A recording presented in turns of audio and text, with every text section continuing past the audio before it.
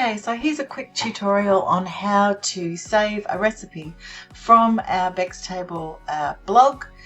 You scroll down on the first page and go to Cookidoo Guided Recipes. Click on there, and all the recipes that I've put in as guided recipes for you to share, like for me to share to you, are in this section.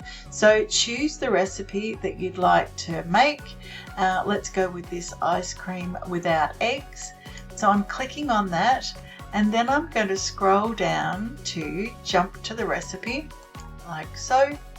And then you go down to where the first instructions, where it says want this as a guided recipe, you click here.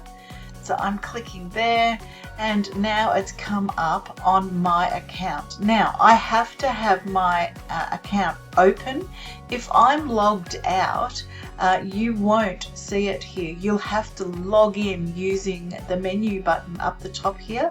Log in and then press Cook Today, or little ellipsis at the top, you can add it to your created recipes, and then it will be in your created recipes file so that you can go back to it anytime, and then you save. And then there it is. That's as easy as that.